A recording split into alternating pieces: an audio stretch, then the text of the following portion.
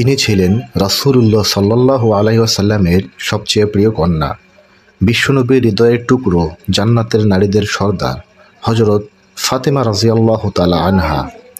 আজ আমরা জানব তার জীবনের কিছু অলৌকিক হৃদয় ছোঁয়া ঘটনা। জন্মের সময় অলৌকিক ঘটনায় একটি বর্ণনায় আসে, হযরত খাদিজা রাদিয়াল্লাহু তাআলা আনহা যখন ফাতেমা রাদিয়াল্লাহু তাআলা আনহাকে গর্ভে ধারণ করেন, তখন ঘরে নূরের আলোয় পরিবেশ উজ্জ্বল হয়ে ওঠে। সাহাবিয়াতরা বলেন, আমরা অনুভব করছিলাম ঘরে রহমতের নাজিল হচ্ছে। রাসূল সাল্লাল্লাহু আলাইহি ওয়াসাল্লাম তাকে উম্মে আবিহা উপাধি দিলেন।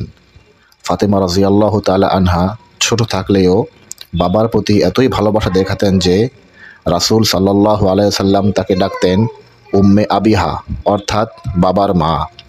যখনই নবীজি কষ্ট পেতেন, তিনি এসে বাবাকে সান্ত্বনা দিতেন।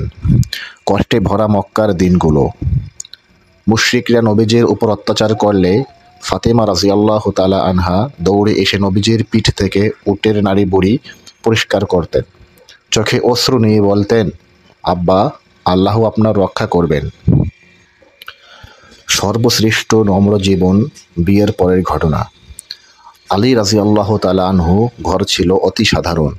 একদিন রাসূল সাল্লাল্লাহু আলাইহি ওয়াসাল্লাম এলেন এবং দেখলেন ফাতেমা রাদিয়াল্লাহু তাআলা আনহা নিজের হাতে চাকি ঘোরাচ্ছেন আর বাচ্চা হাসান রাদিয়াল্লাহু তাআলা আনহুকে কোলে রেখেছেন। নবীজি কেঁদে ফেললেন এবং বললেন, হে ফাতেমা, তুমি কি কষ্ট পাও? তিনি জবাব দিলেন, আব্বা, আল্লাহর নিয়ামতে আমি সন্তুষ্ট। এই ঘটনা তার ত্যাগ, ধৈর্য ও দুনিয়ার প্রতি